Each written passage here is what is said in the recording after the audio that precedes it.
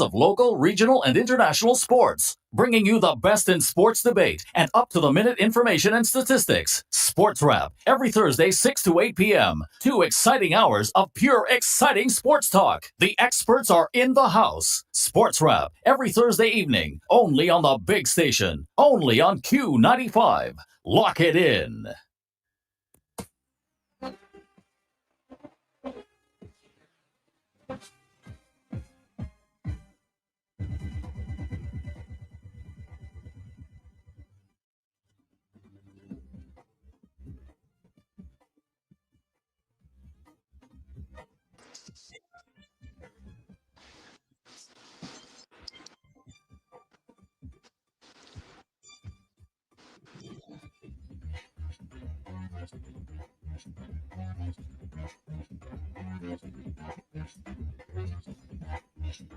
Good evening. Good evening. Welcome to another edition of your favorite sports program, Sports Wrap. Good night. I'm Lockett Sebastian Emmanuel Loblack. and Emmanuel Loblack. right. So as usual, we'll start with our normal prayer and a little gospel song. Thank you for yet another day. Thank you for the life that you've granted us. Thank you for your grace upon our lives. Thank you, Father God, that in everything that you are taking care and control of us. Now, Lord, I ask that you bless this program today, that you lift the minds of the hosts, that you cause whatever they speak to thee, Father God, to touch other lives, to lift them, to educate them, to encourage them. Lord, I ask in the name of Jesus Christ of Nazareth, that the education that is presented on Sports Wrap today, Father God, will be fit, will be good, will encourage, and will lift. Bless those with wisdom. Lift them, Father God, in the fact that they are able to do that for the public, Father God. I ask that those who will call will be encouraging, and those who will listen without calling, Father God, will also learn and grow by everything that will be shared today. Bless every one of them on the program tonight, I pray. In Jesus' name. Amen.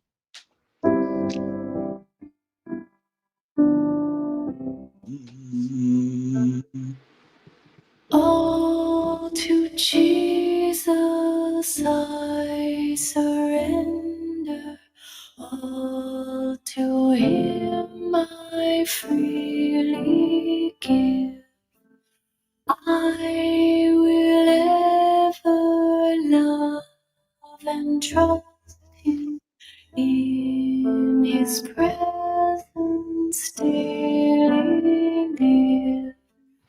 I surrender all. I surrender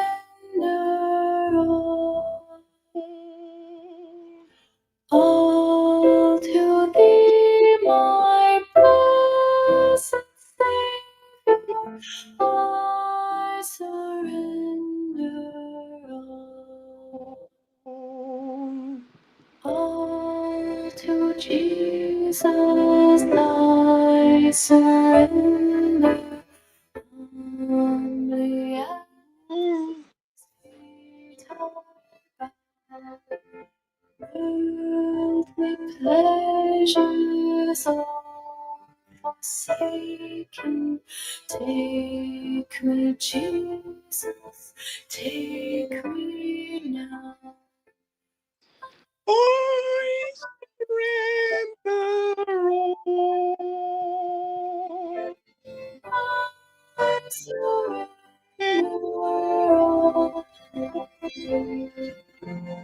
all to Thee, my blessed Savior. I surrender all.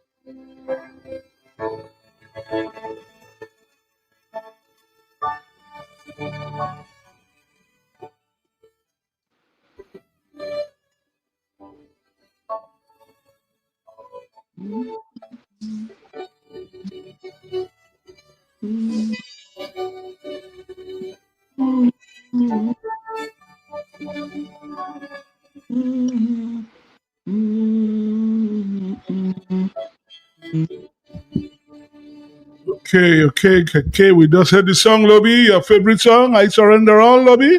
That one your favorite? Well, she was singing this praying, yeah. I know, man. And your guy was a choir boy all the time. And by the way, Lobby, you still go to choir up the road? You go?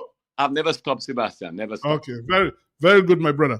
Okay, tonight we have a nice packed program. We're going to be speaking to the president, Job Joseph. You know, there's this big boxing bout coming in on Saturday night at Massac, so he'll be telling us all about it. That's Also, we're speaking. Huh?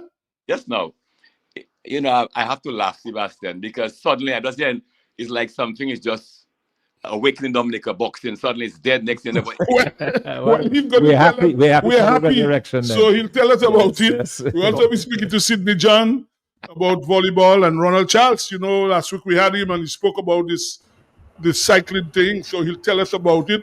By the way, Ronald and just joined us. Ronald, good night. Good night. Right. Sebastian, Good. good night.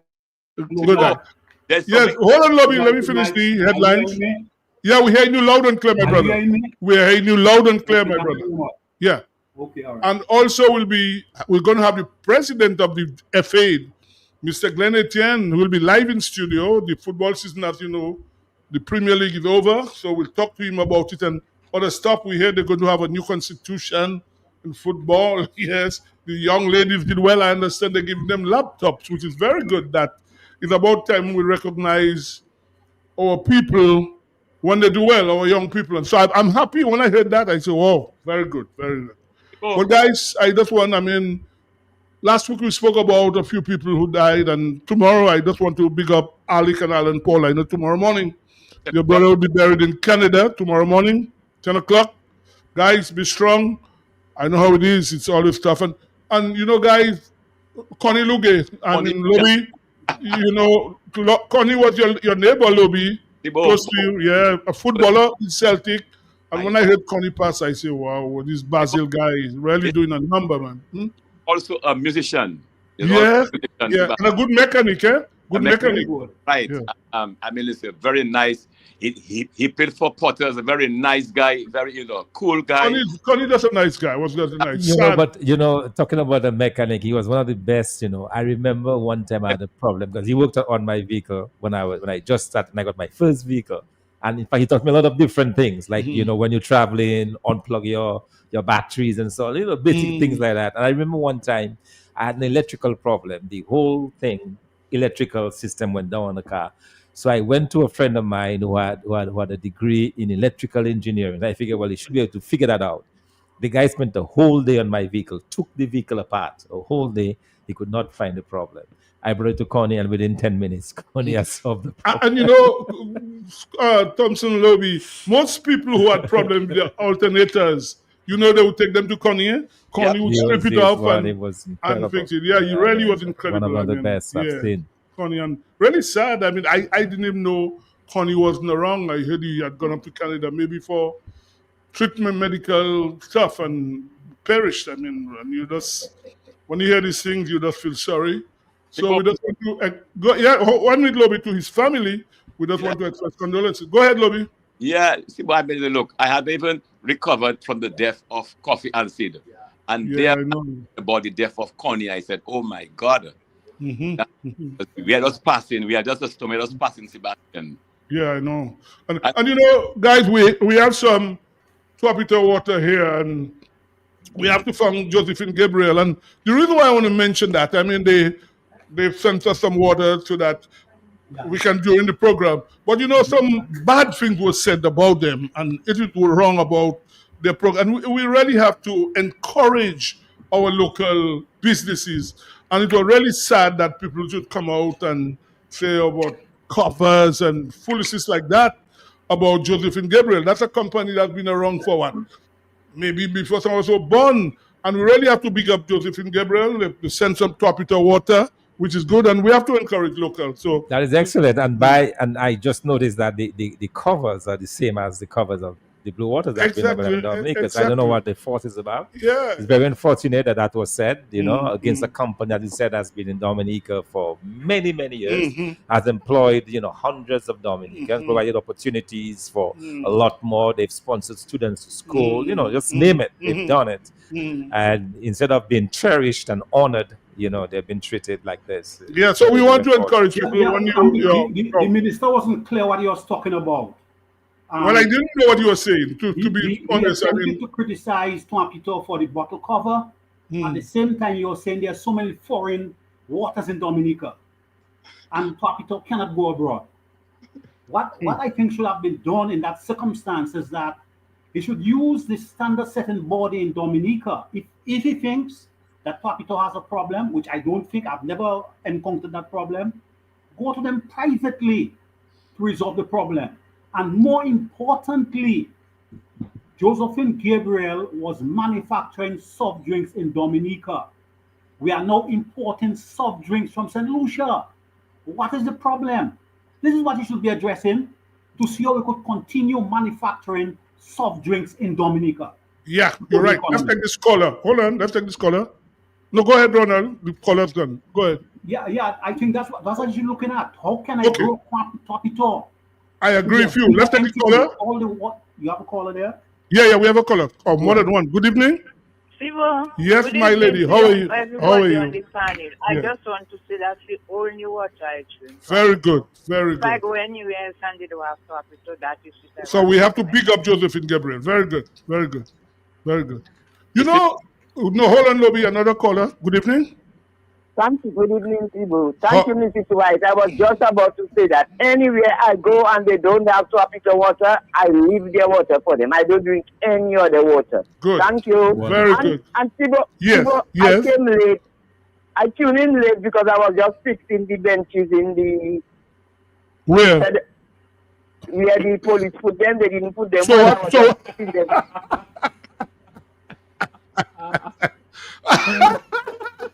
But guys, as we talk about local, I want to ask a question. Lobby, you're in the union, and I marvel when I hear. In fact, recently I heard, well, the civil servants said they're going to accept 8%. The teachers going to accept police, and I'm saying to myself, long time you would hear about 1-something%, whatever. But what I don't understand. 8% of, let's say, $3,000. Dr. Fontaine is less than $300, right? 240 to be exact. Right. We heard people took percentage of 30%. So nobody got probably less than $1,000, $1,500. They took it. So how on earth you tell me union now just going accepting 8%? But that 8% is not for 1 year. I think it's over 3 years. That's what I'm saying, Yes, over 3 years. 3 years. So you telling me So like the no- $80 extra a month. Exactly. So the normal civil servant probably, let's say on average, would get probably $3,000 a month. No. The average is more like 2,000. 2,000. Public service. Right. yes. So you get $100-something on Yeah, your 60. salary. People got probably $2,000 or more on their salary. Nobody just took it. In fact, it came like in darkness. People didn't even know.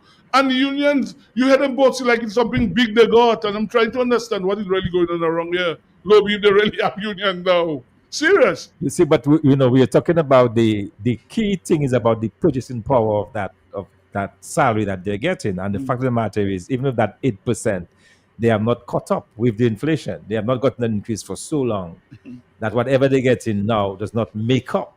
So people are essentially poorer today than they were, 10 years ago because of the inflation.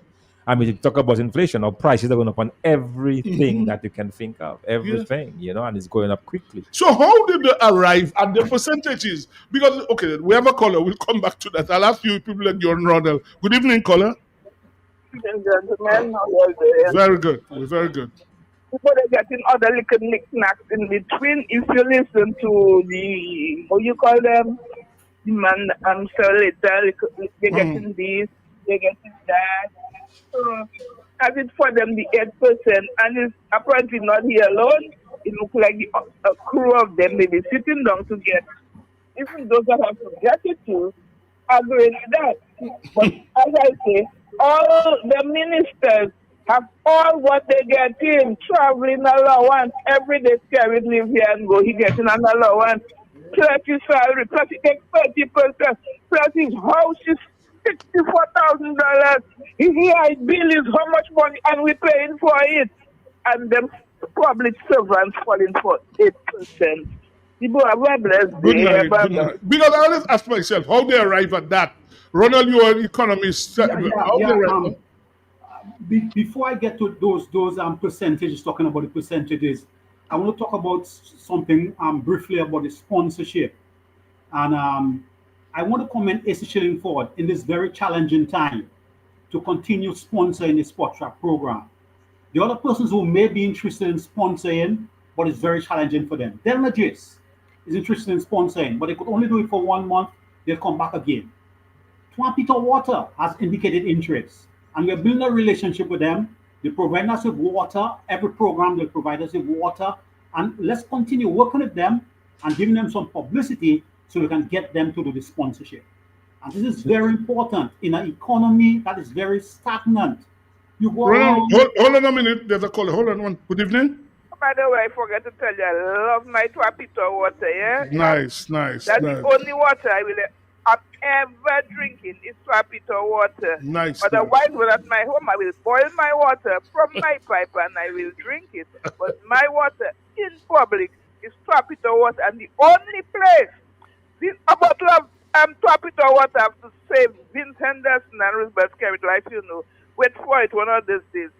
A person will send a video for you. Yeah, a bottle of Tuapito water saving their life. Only in Parliament they could go and do that because Gabriel and them cannot sue their bottom, so they'll only go inside there and say those kind of things. But a bottle of Tuapito water have to save both Carrot and Vincent Anderson life. Bye-bye. Yes, and Siba and Ron, I also wanted to talk briefly about the percentages. I remember years ago when I worked at statistics, and that's how I first knew Thomas. Later. Not Thomas later, Alvin Thomas. Alvin would sit with me as we would do the calculations for the price index, and we would always look at the price index. And that's what they would use when they go to negotiate. They would say, well, prices rise this year by X%. So for us to stay where we are, we need that percent as a starting point. And that's how they did it. Religiously, he would get that information. And in fact, he had me a couple of times even come and talk to the association executive on how we calculate the numbers and so on, just so they can ensure that they guarantee that you maintain. And that's how it was done. Now we get 0, 0, 0, and there is no back to fill up those years. So it means that you're constantly behind. Your earning power is constantly falling behind. So how would they arrive at 8? Okay, let's take the call. I'll come back to you. Let's take this call. We'll come back to you. I really want to ask you guys. Good evening. Good evening. Reference the increase for the police, the civil servants and teachers. Don't forget that for the period 21 to 24, that's a 3-year period. So they get 0, 0, 0. Exactly. And from 24 to 27, they're only getting 8%. So actually 8% by 6 years divided by 6 gives you 1.7% per year. Wow. And also don't forget that by policy which the government made some years ago, whatever civil servants get, they have to get it too. So they're going to get it. In addition to the 50 and 30%, they are going to get 8%. On top of that, wow. So let me ask you serious. So even after they took 30% just they're still going to take more percent again? That's what he's saying. They're supposed to get whatever the public servants get. But they should have a conscience, my dear. I mean, you just took a whole nobody probably got less than 1,000 or 1,500 plus allowance, and you're going to take more again. And 8%, that's taking you nowhere. I mean, $100-something, you go buy fresh market, or you go to buy a tire for your vehicle. I caught it. And I always wonder how they arrive at this. Somebody tell me 8%, my goodness. Yeah. And that's an important point that you made there, Sibo. The base salary for the ordinary civil servant is extremely low. So 8% is marginal. Right. And the base salary for the ministers, which is exorbitant for the 21 ministers, they got 30%. Right. What is happening? What's the logic? Where's the reasoning there? There's the reason that the poor is getting poorer and the rich are getting richer. And today, I don't normally listen to the press conferences, but today I listen a bit.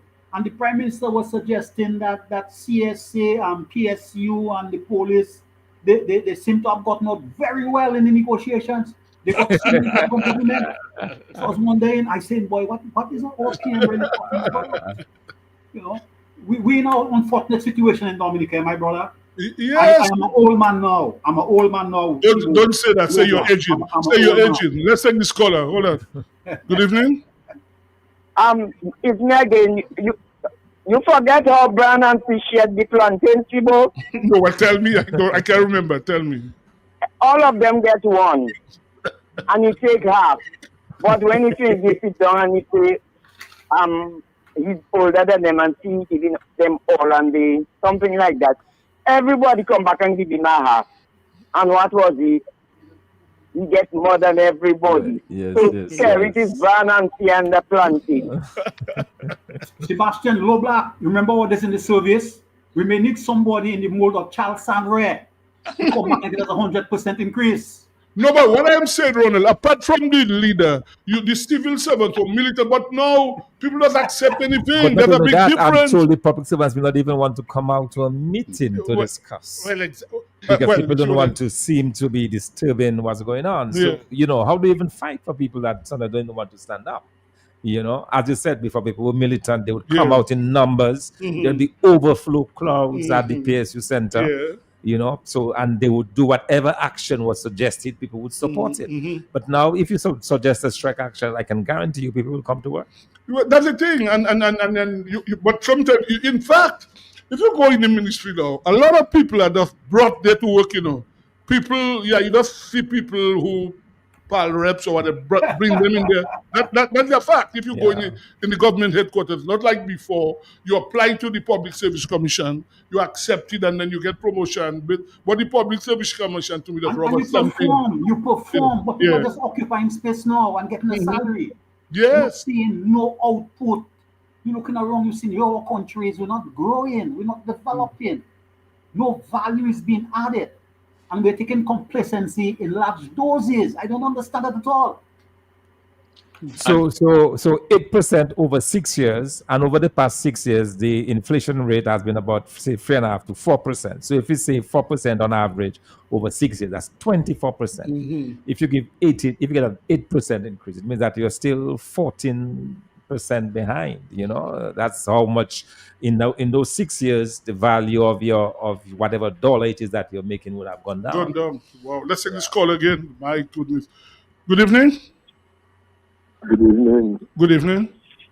Yes, you're talking about 8%, but every time I hear civil servants get a raise, the lower salary bracket gets a higher raise than the higher bracket salary. And it is 8% across the board. What about the people who get the minimum wage? 8% of $60 is $4.80. Right. You can buy a Coke with that. It's true. You can get a Coke. Yeah. That's a very valid point to make. Yeah, across the board, but that's across the board. Yeah.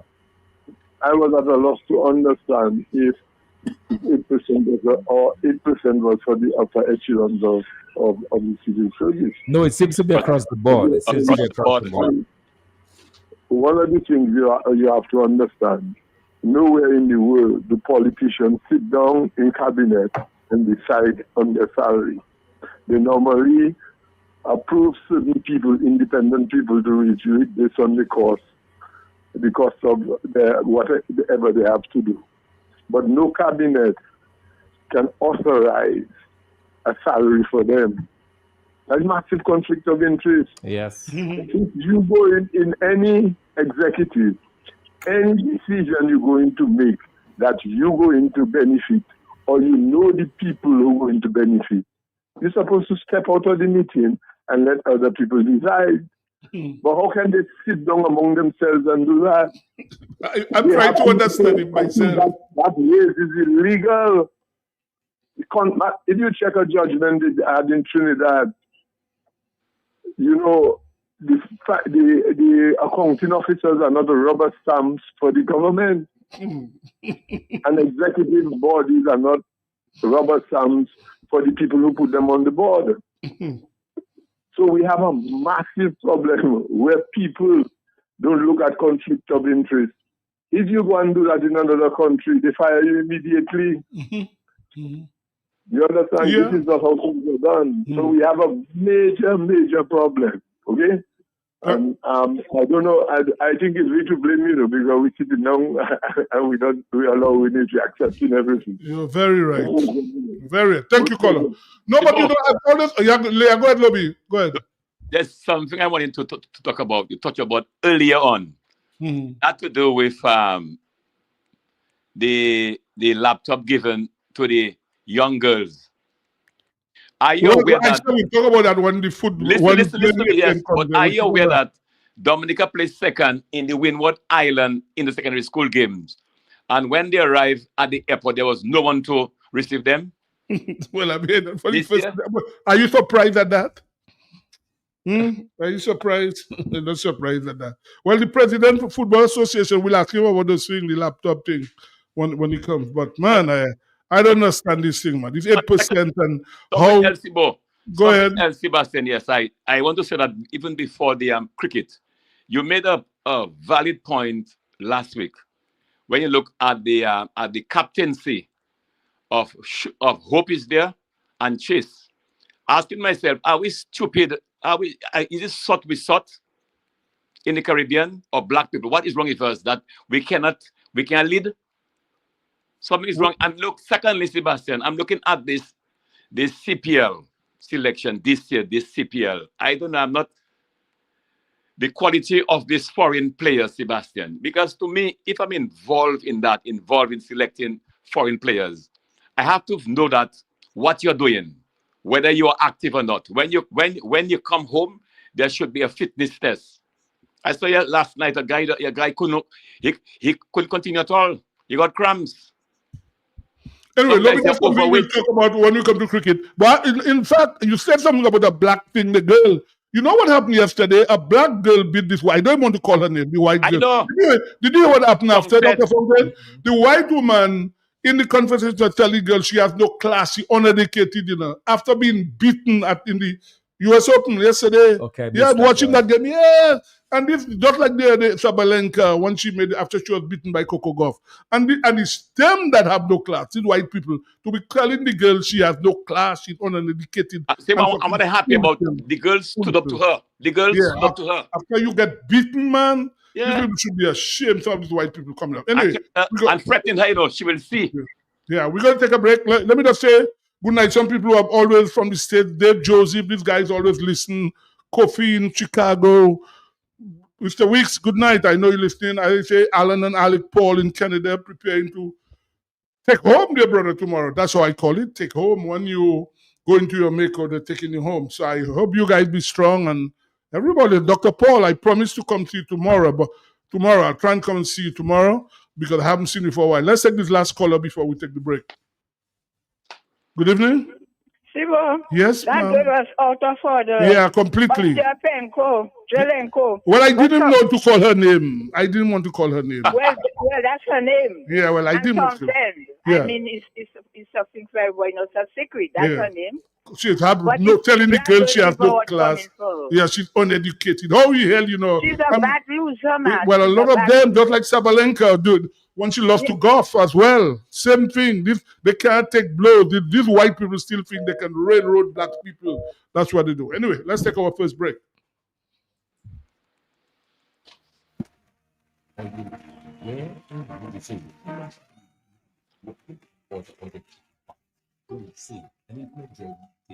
Is that chilling for the all chicken parts available that you can afford fresh breast. And breast is best. Shillingford wings have muscle. After you eat it, you can fly. As for Shillingford chicken drumsticks, even swinging stars just order drumsticks from Shillingford. And for those of you who love Risapul, AC Shillingford keeps your belly full. Buy your chicken wholesale at AC Shillingford. From wings to thighs to drums to breasts to backs to necks. It's available. It's always available and it's affordable. Plus, you've got pork feet, ham and turkey, bull foot, chicken nuggets, pepperoni, all those right seasonings to make your kitchen keep on ticking. Buy your wholesale chicken at AC Shillingford. When you think of chicken, think of AC Shillingford. Always fresh.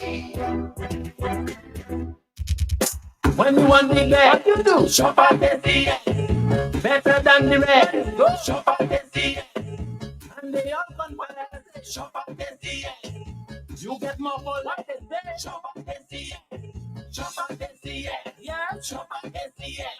Shop at SCS. What they say. Shop at SCS. SCS family, customer friendly. With free locations, it's so convenient. And our price is Madam, that's where you belong. Oh, tell your mama, tell your papa, shop at SCS. Tell your son and your daughter, shop at SCS. Auntie, nan, and cousin, friend, open power, all of them. My grandpa, open neighbor, girlfriend, boyfriend, side. Shop at SCS. Shop at SCS. Shop at SCS. Shop at SCS. Check us out at Pottersville, High Street, and downtown Rose. The New India Insurance Company has reopened its doors in Portsmouth, offering the same great services you get in Roseau. Motor vehicle insurance, home and business owners, fire and related perils, public liability, and so much more.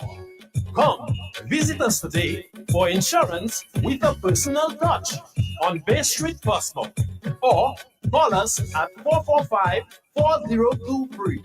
We are ready to serve you.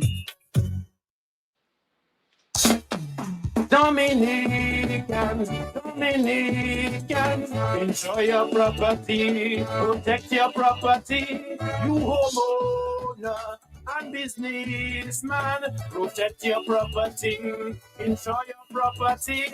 Can't wait for the hurricane, can't wait till you flood again, can't wait till your roof fly out and all your business coming out.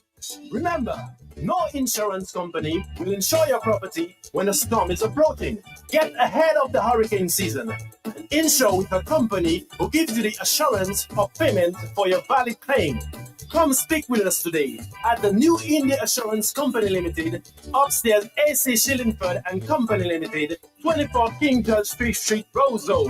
Bring along an up-to-date valuation from a qualified engineer and get insured today. Looking for a quiet, relaxing place to stay? Call Porter's Place Guest House. Leaving the office late and need somewhere close to town? Call Porter's Place Guest House. Business clients coming in and need accommodation? Call Porter's Place Guest House. Looking for group accommodation? Call Porter's Place Guest House. Located at 37 Goodwill Road in Portersville, upstairs ACS Supermarket. Enjoy our semi-self-contained rooms with private washroom, bathroom, Wi-Fi, air condition, cable network, mini refrigerator, all in a non-smoking environment. Call or WhatsApp at 1767-275-1899 or email us at info@pottersplaceguesthouse.com to make your reservations. Porter's Place, your home away from home. Fit for a king, a queen, and all their royal subjects.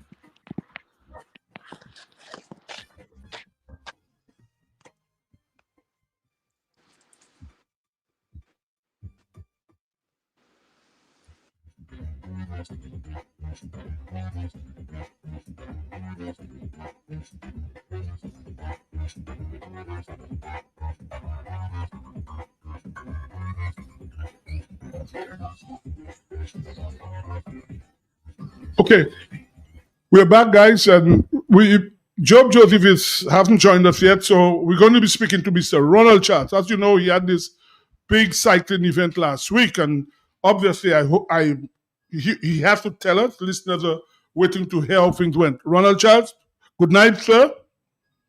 Good evening to you, Mr. Sebastian, and good evening to your colleagues. Right. Special good evening to those who are listening far and wide. Right. Ronald, how did things go last Sunday? Well, let me just say we were very pleased with the event last Sunday. First of all, let me just say that we had over 15 to 20 kids with their bicycles. We had parents there accompanying them. The area was well sealed up. It was well prepared for them. They did a lot of fun rides. They did relays with parents and so forth, and it was a very, very exciting event. The young people or the children also got some prizes. Some of them went home with a lot of little prizes that they could use. Some of them went home with school bags and books.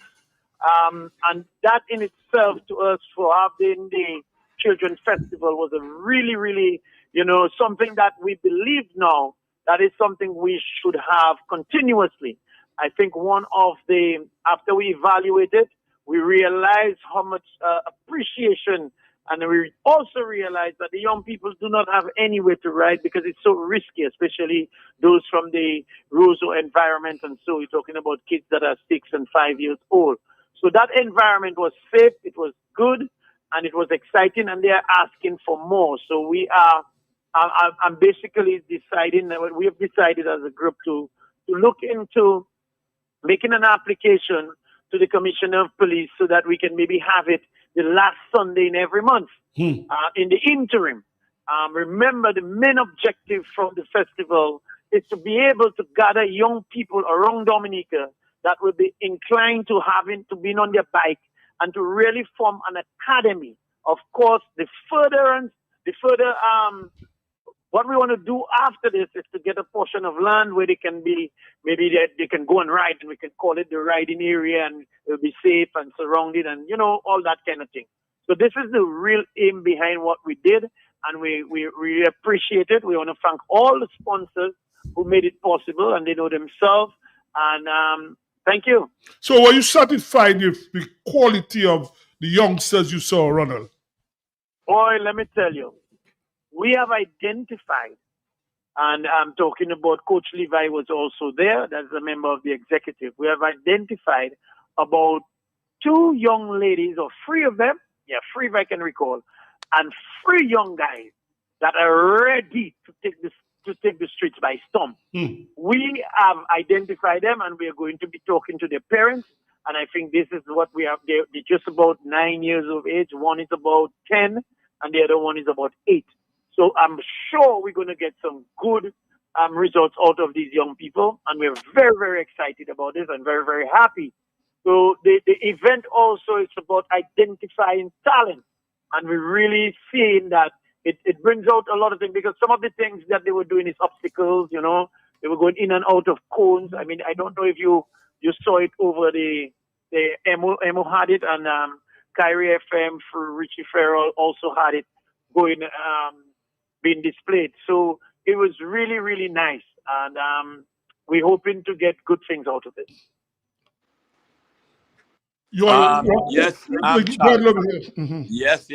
Charles. I'm very happy that that the activity, and you intend to have that at least once a month, maybe twice a month. And I think that's a good way forward in terms of continuity. It's very important to have the that age group involved for continuity. Yeah, absolutely. And again, boy, I realized too that there's definitely need, Mr. Sebastian, maybe you can think about it, but there is definitely a need for us to have a bicycle shop in Dominica. One may say that we do not have enough, cyclists on island as we speak, but I think in time, we need persons that would be able to maintain the young people bicycles, to be able to buy equipment, to be able to buy tire and tubes, which is the most common things that are needed, and brakes, and of course helmets and so. So if anybody out there willing and wishing to invest in a small bicycle shop, they would get the full endorsement of the Dominican Cycling Association and maybe some investors. Yes. Yes, Ronald. Yes, yeah. Thanks. Let me just say again, congratulations on this exciting event that you had and trying to bring out the talent. And I hear what you say about the bicycle shop and so on. But one of the biggest obstacles, I believe, or hindrances, I believe, in terms of riding, is that you don't have any real place around that could be considered safe per se, even within the villages or even around town and so on. And I was wondering whether, as part of your planning, there's any intention to see how you can probably have probably a bicycle lane, or roads too small for that. But if there was a dedicated bicycle lane, probably that would help encourage more people to ride. Because I can tell you, it's a bit dicey, riding out there with the way the traffic is. Yeah, because you see, I would strongly recommend any new road network that is going to be constructed in Dominica should take those things into consideration. Because you can see under the Kenfield Cliff, for example, there's a little what we call a side step. Right. And in those areas, you can see that at least the cyclists could be almost on their own, going up and down and doing the thing without having to disturb the traffic and the flow of traffic. Mm-hmm. But again, sometimes when we do these developmental programs or these developmental projects, we tend to, we need to open up our minds a little bit wider and realize that society will grow in different ways, especially as it relates to sidewalks and bicycle lanes. And so in some of the countries, when you go, you get those things. I think a solution to that, however, is that as long as the young people can get an area where they can go to just ride, because the BMX, as I said last week on the same show, that we have BMX is in the Olympics now, so you have different skills that could be identified. So we have to push the cycling like every other sport. We need to invest, we need to create infrastructure, we need to get equipment, we need to boost the young people. They already have the natural talent. What we need to do is to give them the encouragement, give them the equipment, and give them the kind of motivation so that they can see a better light out of, the various sports that they're engaging in. I think a lot of times, and I think somebody said it, a lot of times what we do, we believe that the sport is just so that the young people should, it's only about maybe going and drive, as they say, especially for cycling. But it is much more than that. I've always said that sports, especially now, can change the economic situation in a country in a flash. Because you have people, let's say NBA players, that are able to invest back into the communities, and so many things are done. So that is why we must look at the bigger picture when we're looking at sports. We should let young people understand that the sports can bring them and they can earn money that a man sitting at a desk can never make. Ask Mr. Lockwood Sebastian. It's not easy. You are correct. Ronald. Yes. So what I'm saying is, in all seriousness, we need to understand there is a bigger picture to sports. That's why places like Jamaica is dominating the athletics. They dominated it because they understand the marketing that this has brought to their country. Right now we have PLR4.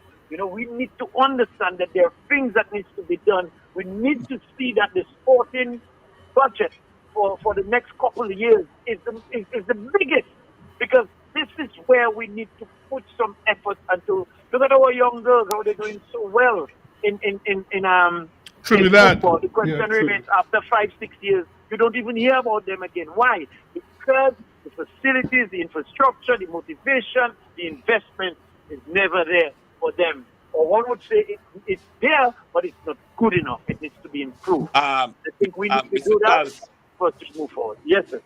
Yes, Mr. Charles, I'm just listening to you. The first point is this. Have you ever, based on the activity which you had on Sunday, I'm looking at the Lindo Park, Goodwill, where they have this concrete, circle. What, you don't think some it can be A matter of utilized. fact, as we speak, we were supposed to have an exhibition there, meaning therefore we would have technicians come there, our local technicians. We have a popular one in Meru. We would get our local guy, Mr. Desmond Prosper, even people like Daddy Chest and Levi can do a little bit of mechanical work and get to bring all the young people there, those that may have issues in reference to their bike, to be able to get some repairs going. I mean, it may just be a one-off show or Yeah. once in a while, but again, we need to know, okay, you can go down this road. I know Mr. Francis Enterprise have been selling a few packs and a few things as it relates to bicycles, but not on a large scale.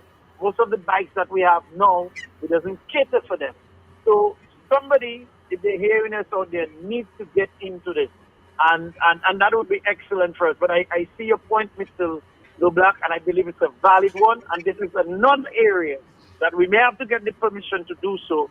But of course, we're going to try to promote the young people being around that fence and being safe, and therefore they can take their ride. So Sunday was an eye opener because the amount of persons who turned out, and it was really nice and it was really good.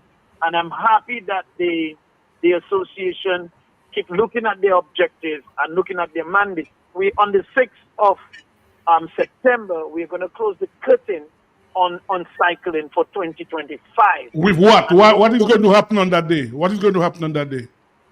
Well, on that day is really of almost like a little ceremony kind of thing. We're going to also address our constitution. We're going to ratify it, hopefully, once we have the majority of the persons there. We're going to ratify it because we believe that there are a lot of things like in every sporting discipline that comes up once in a while. But because your constitution doesn't cater for it, it creates a lot of unnecessary talk because people are not guided properly, because the constitution doesn't speak to the issues that we are confronted with on a daily basis. And therefore, that is why we are saying, for example, a lot of the constitutions, maybe a lot of the constitutions in these associations doesn't even does not cater, for example, a Zoom meeting, or somebody being overseas and they can vote via, whatever means that would be able to be more modernized. So that is why we're going to look into that. The other thing that we're also going to address is some of the concerns of the cyclists. In every organization, it will never be perfect. People will never be satisfied 100%. Any organization where everybody is satisfied 100%, you need to do some investigations in it because something is happening. All right? So we understand that persons with concerns. We also want to take this opportunity to say that a lot of times persons miscommunicate, persons are malicious in what they do, in terms of what they say. They misrepresent the facts, and they can bring a lot of unnecessary stress on these organizations who basically all we're doing is volunteering our time. Since almost 9-10 years ago, I'm involved in cycling, and all I'm trying to do is to give the young people the exposure for a sport I believe that Dominica can get a name from, that a sport I believe in the future we can have an Olympic champion in it, because we have the roads, we have the people, we have the athletes, and we can do it. What we are missing is a more investment in those things. So I believe that we need to put our act together, but at the same time, sometimes people can be very discouraging. Because when you're doing this voluntary work, when I have to leave my home, for example, drag my children with me, and go every Sunday to do a race, people don't see it. They don't see, yes, I take part, but you have to organize everything before you even go on your own bike. That is why sometimes every time everybody say, oh, he's late. I'm late because you have to spend 2-3 hours preparing for whatever the young people are. Because one thing I tell everybody is that you can disappoint an adult, but you cannot disappoint young people. Because when you tell them there's a race on Sunday, the only time that you will be able to get away from it is if there is bad weather or something, and you can see if it's bad weather. But you can't just don't turn up or just cancel it. And that takes sacrifice. That takes a lot of commitment. That takes also the work that you have to do in your own personal capacity, and people don't appreciate those things. You know, people sometimes take the negatives and they roll with it. But we remain steadfast, we remain focused. We understand the culture of volunteering, and therefore we'll continue to do what we do as an association. Okay, Ronald, thank you very much. Thank you very much. Quickly, Sibo. Thank you for the opportunity. May God continue to bless you. Ronald, quickly, just let me ask you a question very quickly. And before I ask the question, let me commend you for the outstanding leadership to the Cycling Association. I was very impressed with what I saw on Sunday. And it's a matter of managing that process so that you can get a development of new cyclists. Your leadership is outstanding. Some people say leadership is everything. But I say leadership is the governing factor for the success of any organization. So your executive has a big job now to manage the development of those youngsters. What I would like to know is, are there any upcoming regional or international meets that will be participating in it? So that again, are there anyone upcoming? Upcoming competitions that our young athletes, because we constantly have to expose our young athletes. Is there anything on the horizon? There was the junior championship held in Barbados. I believe it will be over this weekend, the 31st and the 30th. Unfortunately, our junior champion locally, the one who has dominated, Mr. Semper, has a few more work to be done. And in the circumstances, we felt that he was not fully ready to participate in this. We are hoping by next year he'll be fully ready to deal with this. We have two other young people, one is 15 and the other is 14. So hopefully we'll be able to get them to be ready, because you know the good saying is, Sibo, if you can't beat Ronald, you can't compete outside yet. All right. Ronald, good night. Thank you very much. Thank you. Yeah, we're going to be talking some volleyball now. But before we talk volleyball, I just noticed Alec Afanas back in the St. Kitts team. They're batting first against St. Lucia. St. Lucia won the toss. So I noticed Alec Afanas is going to be in the team tonight. They left him out for a few games, so he seems to be back. But I still don't understand why Fletcher is still at the top of the order. I don't understand it at all. See, I know you have a lot of intelligence on cricket. Any particular reason why he was left out? Well, they didn't give any reason. All it said after his third game, they left him out. The first game that they won the game, he made 37 runs. He played well. And we have a caller? Yeah, he played well. And then the next game, he made 9. They served 18 balls. Then the third game, and then dropped him. I don't understand. Hold on, let's take this caller. Good evening. Yes, Muku. The athletic woman, what's the nationality? Say it again. The white woman, the racist, what's your nationality? Boy, I don't even want to know. All I know, this lady was playing the fool. And let me tell you something. Remember Yannick Noah? Yes. Yannick Noah, you remember how he did? Yes. And one thing he said before he did, he said one thing that hurt him more in his heart is the way he just took his wrist. Yeah, well. Let's just show you. Yeah, when I watch the game, I don't want to know the lady's name. But, Muko, thank you. Guys, we should have been here a long time, so we'll still have them for a few minutes. There's this big boxing bout that comes on this Saturday night. We have some officials with us. We have the president, Mr. Joseph. He'll introduce the people that there. Mr. Joseph, good night. Good night, Sibo. Yeah, so tell us who you have with us. I'll let people introduce themselves. Okay. They will say who they are. All right. I am Deborah Ann Stevens-John, a medical practitioner, international ringside physician, and I'm here in Dominica to be part of the event. Oh, wonderful. Welcome. And to your right is? Dr. Kieran Newton, and I'm a general practitioner, physician as well, but stationed here in Dominica. Okay. So, Job, what's happening on Saturday night? Tell listeners, people want to know, because boxing, we haven't seen boxing in Dominica for a while, so we want to know what's happening Saturday night. Well, Saturday night we have boxing. Right. At Massac Indoor Stadium or Indoor Facility, where Dominica will be fighting against Grenada and the US VI, and Dominican just need to come down there. So what time it starts? 7 o'clock. So tell us how is it, featherweight, welterweight, heavyweight? Well, we'll have a lot of different weight classes. We'll have featherweight, like you rightly said. We'll have bantam. We also have a pinweight, which is lighter than feather. We also have middleweight, light middle, heavy. We will not no heavyweight, but we'll have a light heavy weight, and we also have junior middle. I remember in an interview you said you're going to have kids, young kids, right? Yeah, we have. What age group? There's a boxing will be 13 and 14. But aren't you worried that in that age group at 13 years, people in the ring could get damaged? They are called schoolboy boxing. Okay. And probably that's why he has 2 doctors. No. No, we have one to doctor. Actually, Dr. John go all over the world and train doctors to be ringside doctors. And right now we're doing a course in Dominica with over 10 medical doctors from Dominica doing the course with her. Oh, excellent. So, Dr. John, tell us what is going to be your role inside United. Okay, well, as a ringside physician, our main role is to ensure the safety of the boxer. Now, I am the international ringside doctor, then you have your local doctors. The local doctors, they are the ones licensed to practice here, so they are the ones that are going to be taking care of the boxers under my guidance in terms of the sport, right? We're all physicians, but being a ringside doctor is separate kind of doctoring that you do, because the safety of the boxers, that is our number one priority, right? You have to know when to say box, when to say stop, when to allow a boxer to go into the ring. So you can't just come and because while you're boxing you're going to go in the ring.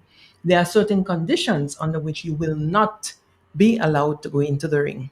So when the doctors get that training, they know what to look for, and they know whether to allow the boxer to box or not. And of course, the safety being the number one thing. But let me ask you, there is, you have the judge, or I would say the referee, right? Yes. In the ring. You have the referee. So you as the doctor out there sitting can tell the referee, well, I think you should stop the fight because X, Y, and Z? Yes, there's a protocol you follow. There is that unspoken communication between the referee and the doctor at the ringside. And when I sit at the ringside or a physician sits at the ringside, it's not to be entertained, is not to come there and take pictures. You there and your eyes are fixed on the boxer. Your eyes in communication with the referee at all times. So you're looking for things, whether the boxer is tired, whether the boxer, what they came in with the ring, in the ring with, they no longer have it. If they're tired, if they look droopy, if their eyes start to look different. So you look at all these things and you can signal to the referee. And the doctor's job, I want to make it very clear, it's not just when the boxer go to the ring. The doctor does have to do 3 things. Before the ring, the doctor is involved. In the ring, the doctor is involved. After the ring, the doctor is involved. Okay. Well, thanks again. Thanks for coming, and it's great to have all of you. In terms of the numbers of persons participating on Saturday, what can we expect? And do you have these numbers of people that are involved in the boxing here that would be able to compete? Yeah, we'll have between 7 to 9 fights on Saturday night. Okay. So we're talking about 18 boxers, 16 boxers on Saturday night. Wow. Yeah. And you have majority of the fights will be local. Local, okay. Yeah. So that's why it's called the Development Youth Boxing Competition. Okay. So we'll have even Dominican we'll have boxers fight age from 13 years upwards. Okay. Yeah. We'll have one 13-year-old match, and the others will be older, 17, 20, 19, and stuff like that. Job, these boxers, the local boxers, have they been on your tutelage for a while? Yeah. Actually, only one of the boxers that fighting Saturday night from Dominica that have a 1 fight. All the others going to be the debut fight. Oh yeah? Yeah. Wow. Aren't you nervous about that? No, I'm happy about that. Oh, you happy? Okay. Yeah. Lobby, you wanted to ask a question? I know you were excited about boxing coming to Dominica. Well, yes, Sebastian, I've been asking for the longest while what has happened to boxing in Dominica. My friend Joby knows the last time it was in the stadium, and there have been a lull. So my question is for the ringside doctor. The ringside doctor. In terms of stopping a fight, you look at excessive blows. You're looking at how deep a cut is over the eye. Yes, as I said, we work in conjunction with the referee. So the referee, they also know what to look for. So because before the ringside doctor goes on the apron or makes a decision, the referee will be allowed to observe before he calls the doctor. And once the doctor gets there, you will observe. If it's a cut, if it's bleeding, depending on the location of the cut, we will then know what is the decision, whether to box, whether to stop. If the boxer is taking too many blows, of course you want to stop. Every boxer wants to continue because for them, it's the glory of boxing. But in order to keep the sport safe, we have to know when to call it quit. Is that something you've enjoyed, being a doctor on boxing? Well, not very often you see that, ladies. No, I'm doing the course with your local doctors. Right. And as I said to them, listen, my mantra in life is a candle doesn't lose its glow by lighting another, right? And I'm happy doing this. Mind you, I wasn't all the time. I always start by saying boxing I hated with a passion. But my son got involved in boxing. And, it's a whole long story with that. And I went with him as mommy. And then they found out that I'm a doctor. And then mommy turned into doctor. And now I enjoy it because I always say, if I knew then what I know now, it would have been different because I realize it is indeed a safe sport. Right? The referees, they have a thing they always say is better stop 1,000 bouts too early than one too late. And that is so true. So maybe you can ask our local doctor there, what inspired you then to get into that area? Well, I try not to ever lose out on an opportunity to learn because you can never tell where it could get you. And the more knowledge you have, I learned different things here today during the training that we had this afternoon, and that I can also employ on the job. So every day we learn something, and I never like to lose out on learning. Excellent. So I think the learning part, this is what has inspired me to partake in the training.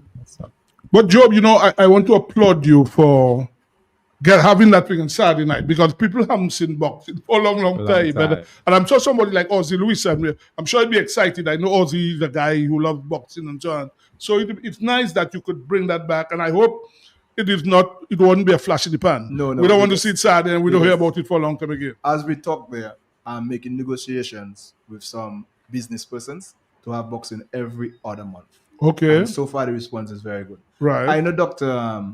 Deborah John for more than 25 years. I first met her in Brazil when I went to do a course. Matter of fact, I was in her son corner as a coach already.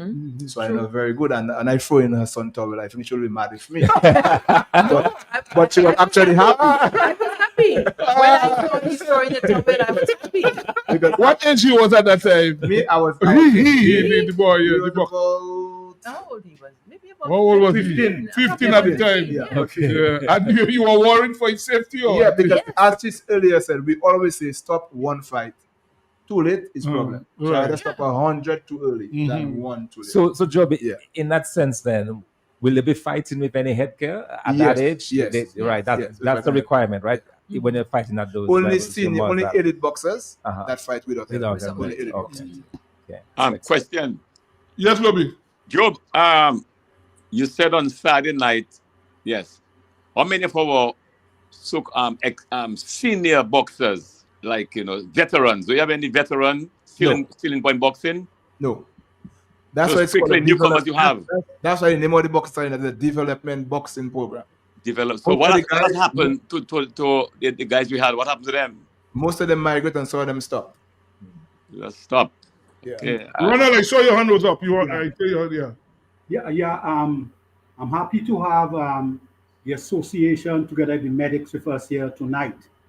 I come from a very firm boxing tradition of Julian Kit Flight, Joseph, Maclean, Young Dorset, Jules, and I'm very happy to see the resuscitation of boxing in Dominica.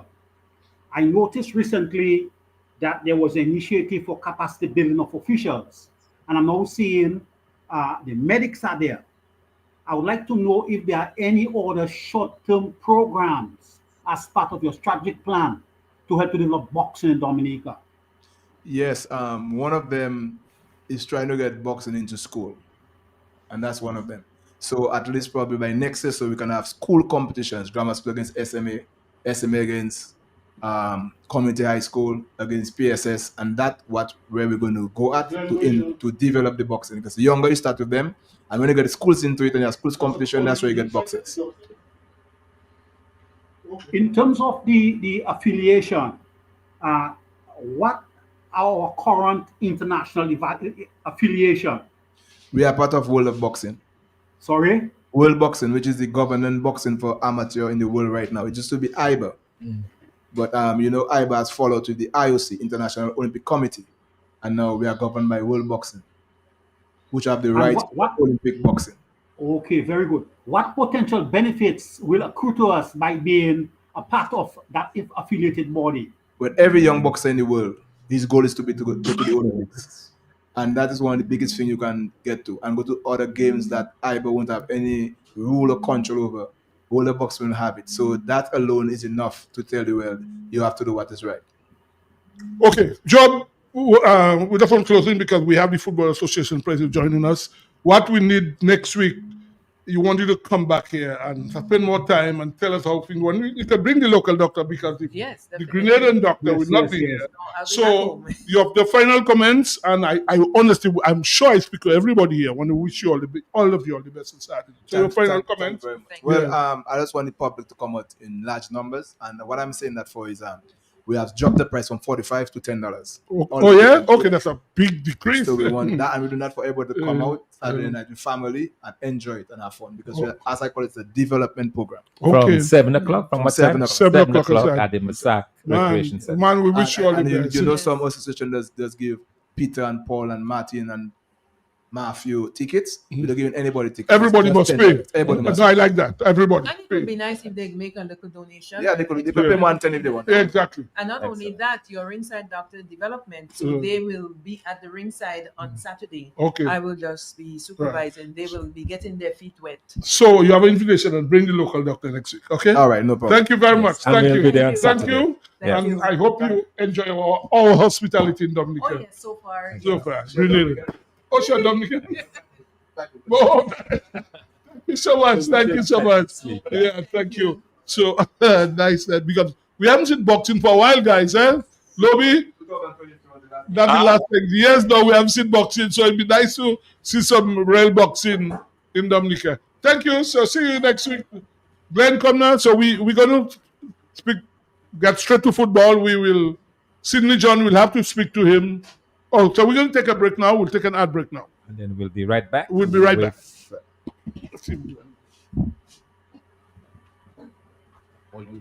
Where in Roseau, you can just walk in and order all your chicken parts, wholesale, and even enjoy retail.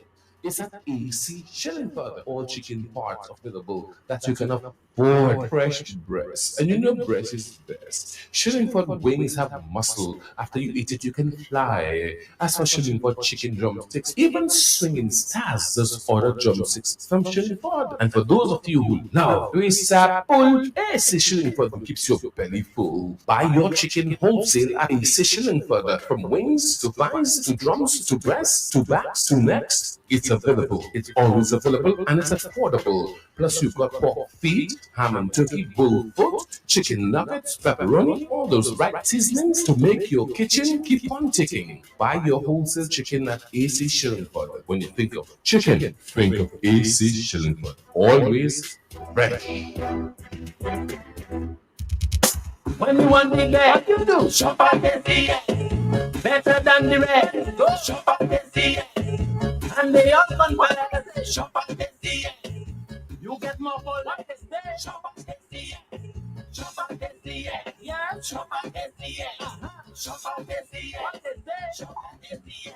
Yes, family, customer friendly. With free locations, it's so convenient. And our price is that's where you belong. Oh, tell your mama, tell your papa, shop at SCA. Tell your son and your daughter, shop at SCA. Auntie, nan, and cousin, friend, open power, all of them. My grandpa, open neighbor, girlfriend, boyfriend, side. Shop at SCA.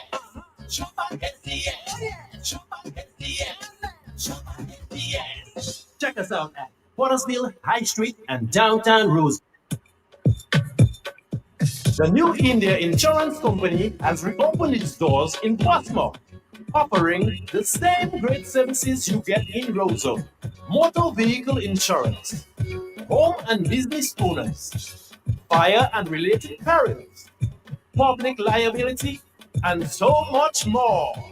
Come, visit us today for insurance with a personal touch on Bay Street, Portsmouth, or call us at 445-4023. We are ready to serve you. Dominicans, insure your property, protect your property. Let's just give me 5 minutes now. And businessman, protect your property, insure your property. Make mention of that. I will call him after. Okay? Give your fly out and all your business coming out. Remember, no insurance company will insure your property when a storm is approaching. Get ahead of the hurricane season. Insure with a company who gives you the assurance of payment for your valid claim. Come speak with us today at the New India Assurance Company Limited, upstairs AC Shillingford and Company Limited, 24 King George Street, Roseau. Bring along an up-to-date valuation from a qualified engineer and get insured today. Looking for a quiet, relaxing place to stay? Call Porter's Place Guest House. Leaving the office late and need somewhere close to town? Call Porter's Place Guest House. Have business clients coming in and need accommodation? Call Porter's Place Guest House. Looking for accommodation? Call Porter's Place Guest House. Located at 37 Goodwill Road in Portersville, upstairs ACS Supermarket. Enjoy our semi-self-contained rooms with private washroom, bathroom, Wi-Fi, air condition, cable network, mini refrigerator, all in a non-smoking environment. Call or WhatsApp at 1767-275-1899 or email us at info@portersplaceguesthouse.com to make your reservations. Porter's Place, your home away from home. Fit for a king, a queen, and all their royal subjects.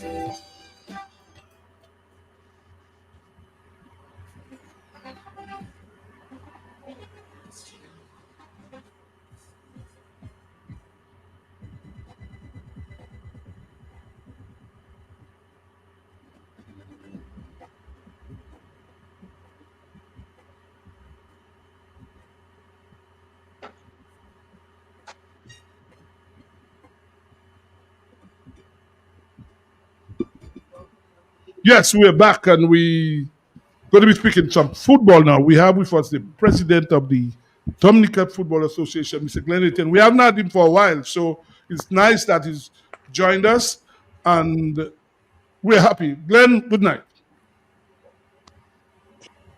Can you hear us? I'm hearing you. Yeah, go ahead. Can you hear now? Yeah, good night, Sibo, and good night, Dr. Fontaine. Dr. Fontaine. Ronald and Lobby are there. Oh, they're online. Yeah, okay, they're good online. night, Ronald, and good night, Lobby.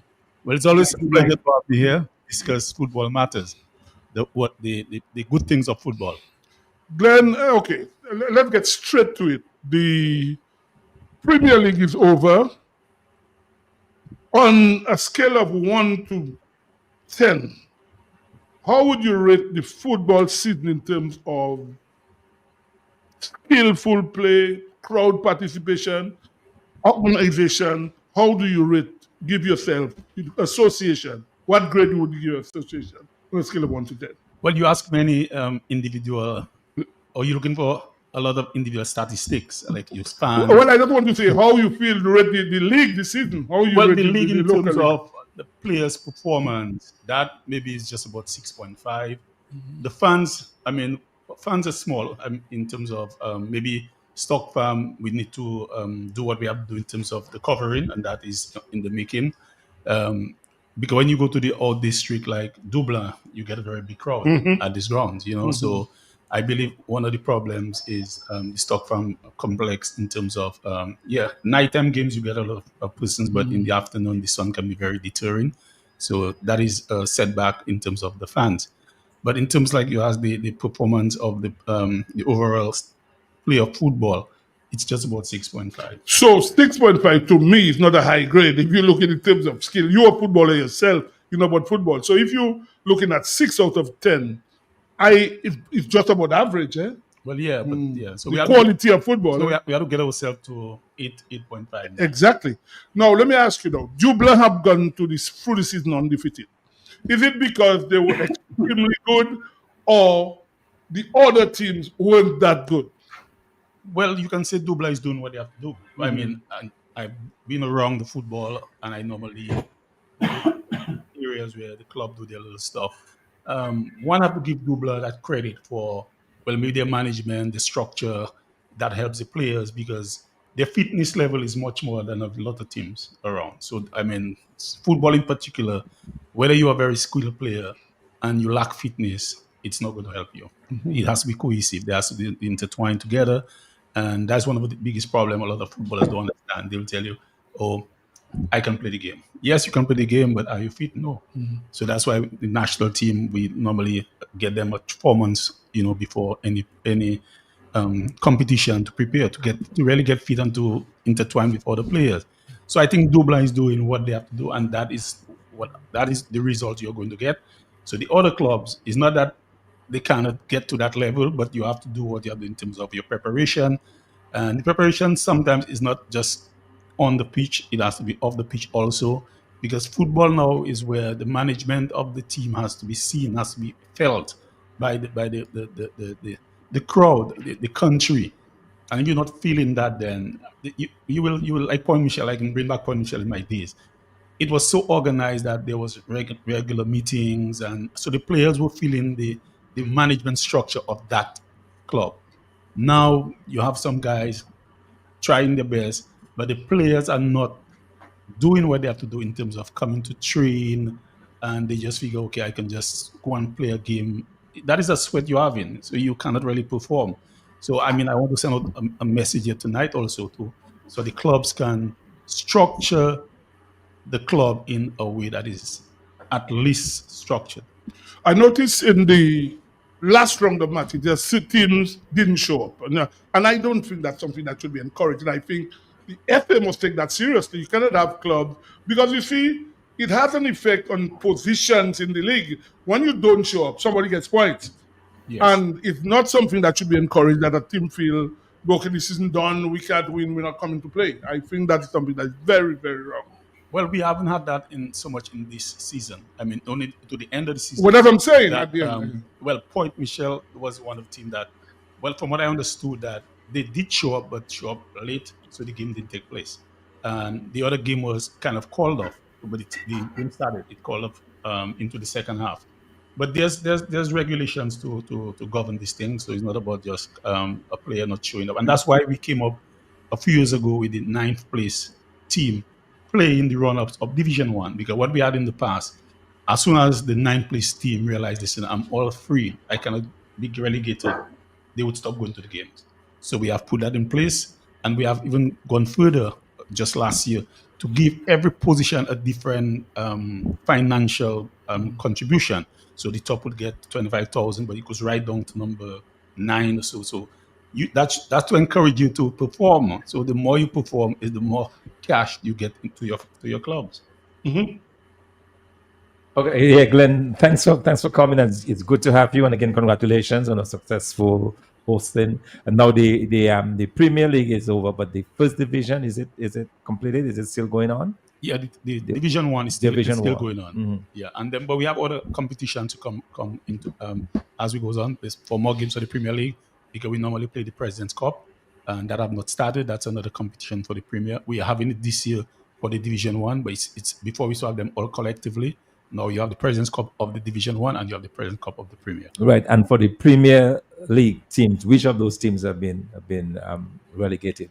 Well, the relegated team is DS Central. DS Central. That is the number 10th place team. Okay. Now there's East Central is the 9th place team, but there's a playoff between the the runner East Central and the runner-up of Division One. Okay, So East Central still has a chance to stay. remain Okay. into the Premier. But if they lose, then two teams from the Premier, two goes teams up from Division One goes goes up to the Premier. Premier.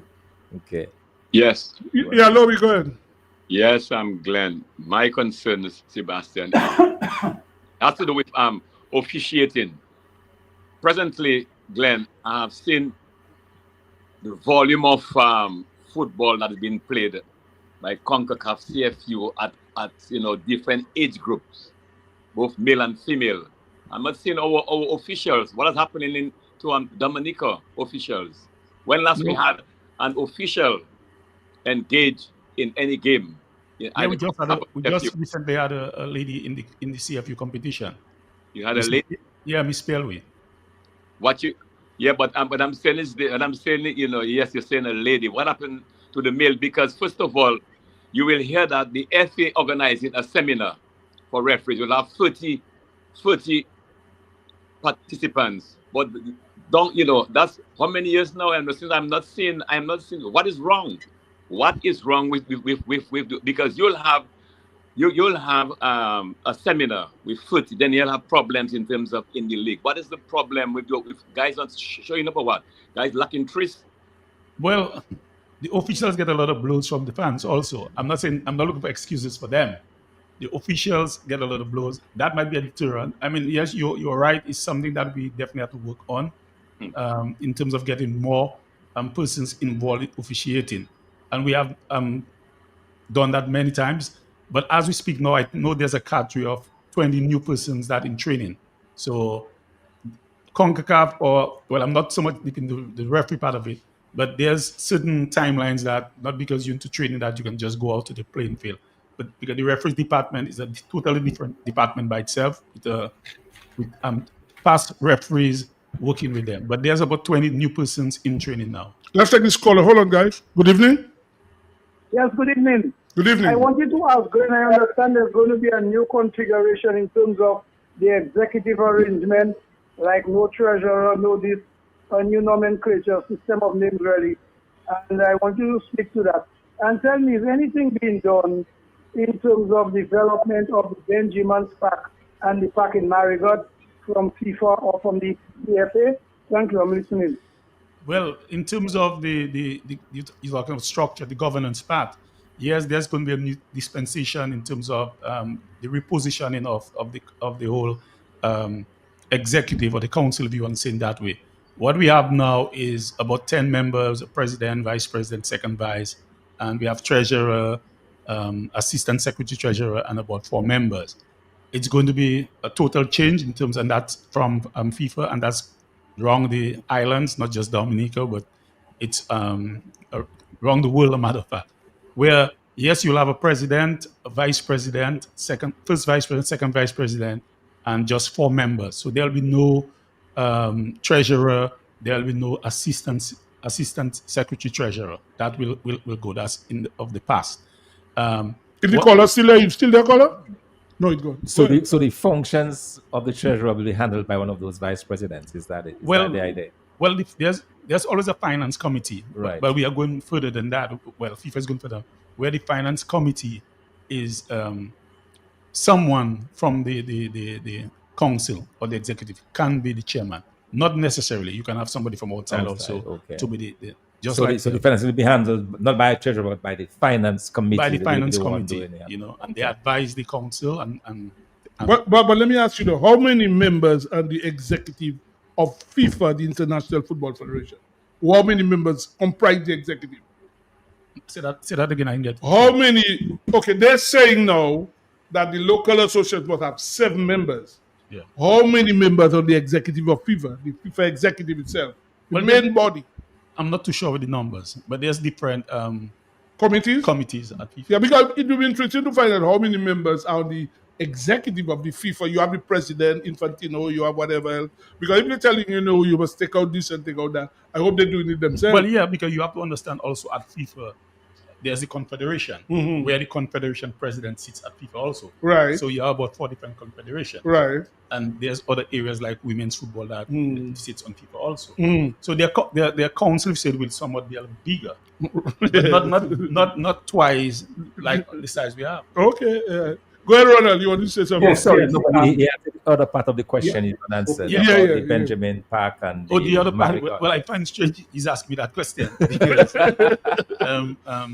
we as a FA, we try to do the best we can on any matter of grounds. Like even today, we were trying our best to see how we can have our games played in Lapland because we have teams from the east that travels a lot and it's a transportation costing them. So we always try, like now, we are cutting the grass in Lapland. We're looking for a heavy roller to roll. So in terms of Benjamin Park, we utilize Benjamin Park. I think the lights need to be better in Benjamin Park. The other plane Philly asked was Benjamin Park and somewhere else. Marigot. And Marigot. Marigot, yes. Well, we have not been to Marigot. I know Marigot has a very good, nice playing field. They call it the Layo Park. A good area, A but good you can't area. say that I played field because if it's in bush, it's not a playing Exactly. field. So we have not utilized there. We had when we were doing one of our grassroots program, we used there, but it's very challenging. When I'm challenging, it's that it's out of the area, and you have to be careful with maybe even having persons playing sports in that area.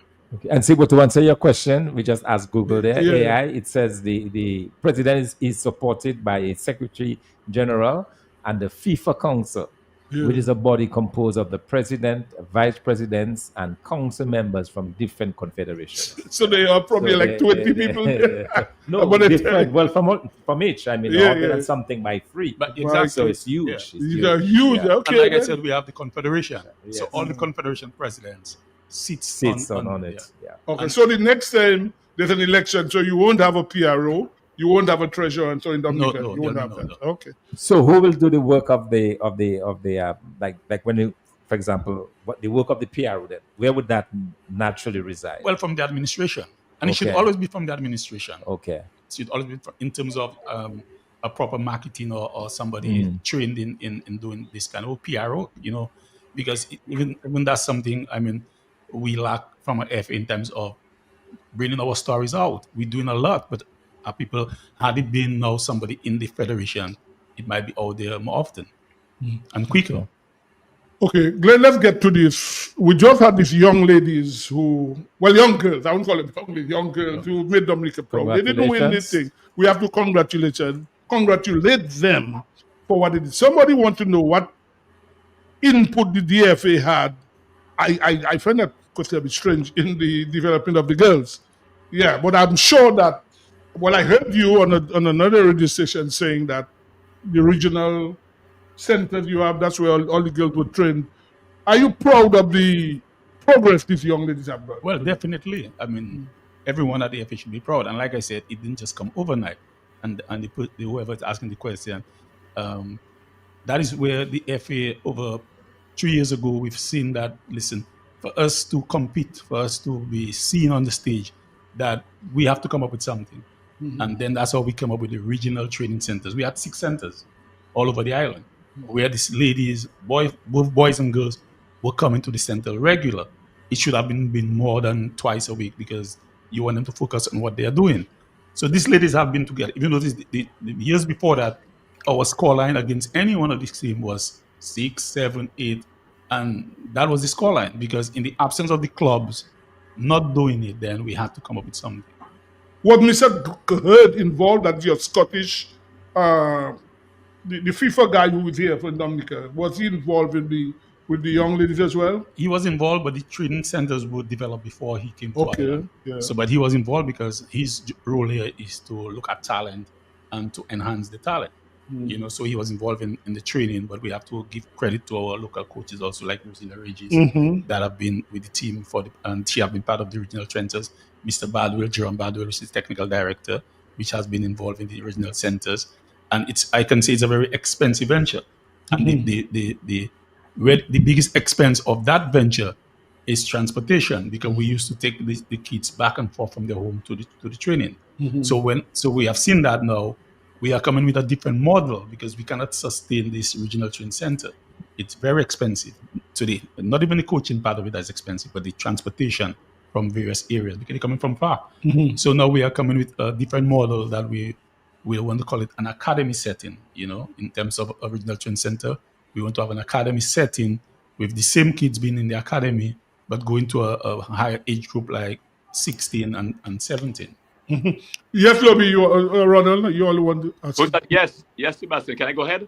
Yeah, go ahead. Yeah. Yes, Glenn, I'm coming back on the officials. You said that one of the deterrents for the officials in terms of coming for you, so about the crowd. I mean, what the FA is putting in place, because you need officials, you need quality officials, because you cannot have, you need continuity. We need to have the good officials going to have good football, which you are aware of.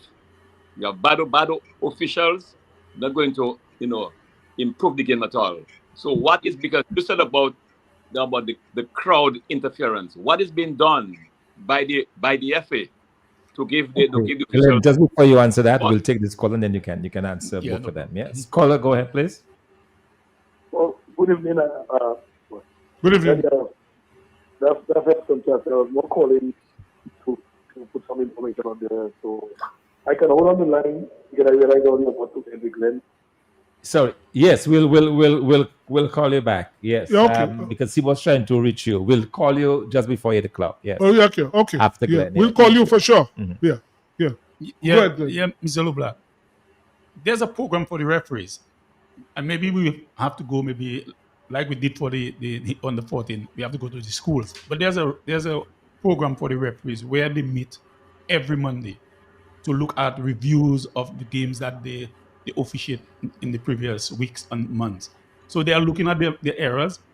Every Tuesday they are on the playing field. Like, that's why we don't have game on Tuesday. That is the time for the referees. They meet with the instructors. So every Tuesday, the officials meet with instructors and are training them. So I think there's a program for officiating. I mean, judging all games is always difficult. So I cannot answer for the referees, but there's a program for them to elevate them, to get them better. And one of the things of the referee, we have to understand, when the players are not getting a stipend or something, the referees are getting something when they officiate the game. It's not a lot of money, but at least when the players are not getting anything, the clubs get, but the referees have been... Glenn, about the crowd, for example, if a referee is being molested, what is there, what can be done? All right, what can be done? What the FA can be done? Because in terms of if it continues, is a deterrent for the officials to come. But you'll always get the critics of the fans from the stand. Yes, in the international level of football, where people have established this racist behavior, but on the local balance is much different because the referees has to get themselves to when some negative calls have been called, that they will always get some persons or threats from, let's say, threats from, you look at threats. I don't think it's threats because you'll always get the fan. Okay. Because at one point in time, because most times, even when the teams are complaining, is always when they're losing, that they will complain about the officials and not doing what they have to do. When they're winning, they don't complain. So I believe the mindset of the officials have to be strong also, and put that behind the back, because you will get persons just staying from the stand and not supporting you, call ridiculous names and chastise them. But even after the game, locally, maybe you meet people tell me that on the street, what the referees doing and stuff like that. Some of the referees tell me some persons calls them name on the street. So you will always get this little stuff happening locally. Yeah, but then also I want to ask a question, but a slightly different take on it in terms of the discipline. As the referees review and they said they have senior referees who work with them, is there any kind of discipline that happens? For example, if there's a really terrible thing that goes on with one referee. So I know, for example, sometimes I see in the Premier League, they might prevent a referee from doing, if he was up for a match, they might ask him to step down for a couple of matches and so on. Is there anything of that? Well, I would think the senior referees who are appointing the referees would take that in consideration. If somebody is always, in news or you're getting some negative, you won't expose them so early. But our numbers are still small in terms of the officials. So that is something maybe the referees department committee has to look into and see how much we can build the number.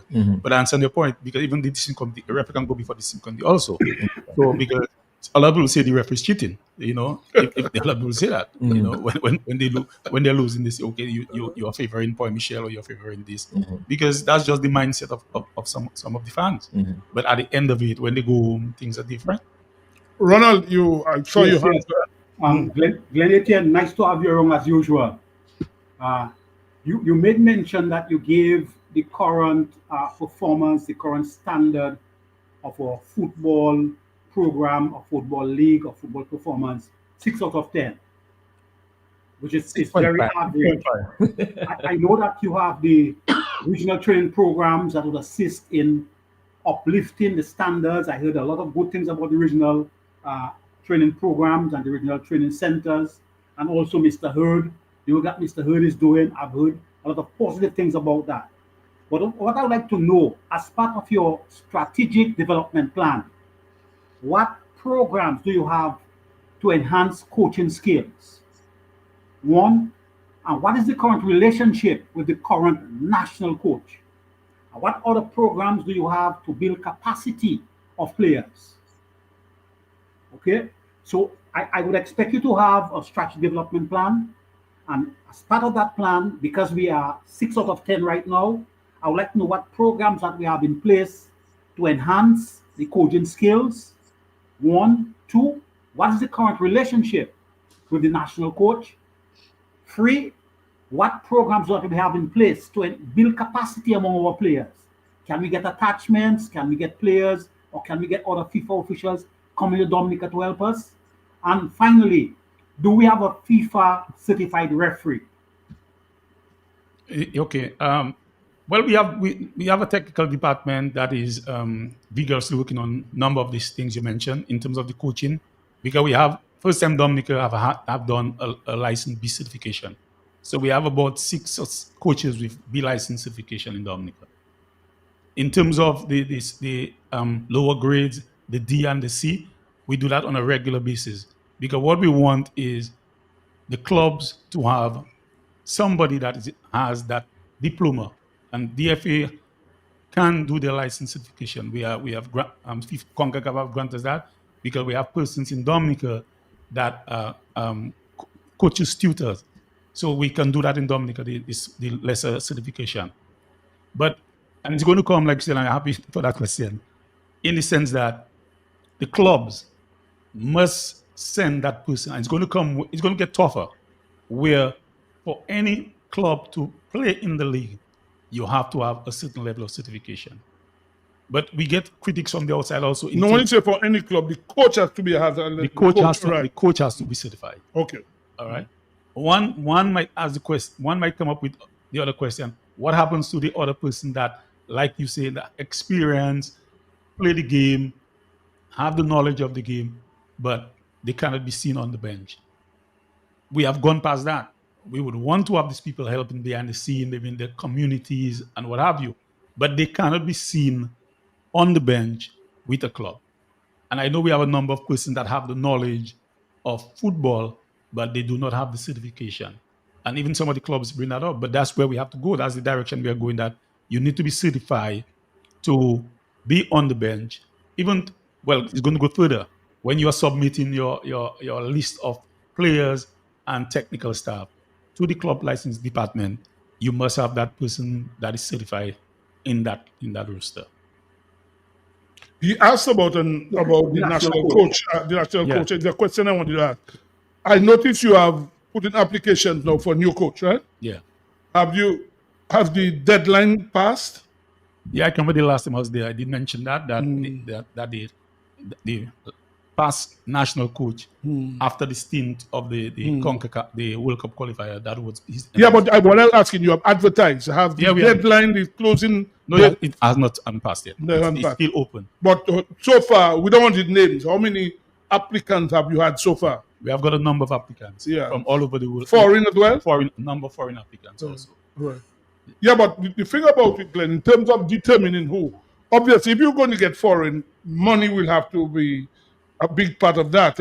I mean, payments and so on. Well, you're right. So, right, because that's a key part, because a guy not going to leave England or something and for peanuts money. So how are you going to determine who you're going to select as a coach? What criteria are you going to use? Well, it has to do with our budgeting. Like you said, money is going to play a very big part. And a lot of guys, even persons call me and tell me they've seen the application and they're going to send some top level guys and whatever. Some of them even figure that the guys would come over and then go back to their country. No, it's going to be somebody that has to stay on island. So where it's going to be housing has to be paid for the person, transportation, and what have you. So it's something the council has to be very mindful of, because I know it's come with a price. So we're hoping that whoever we've selected is somebody that that's going to help us to develop our football. But Ronald asked the question about the current national coach. Now, I think it's my understanding that he's working at the sports division now. He was always working at the sports division. Oh, you're always working there? Yeah.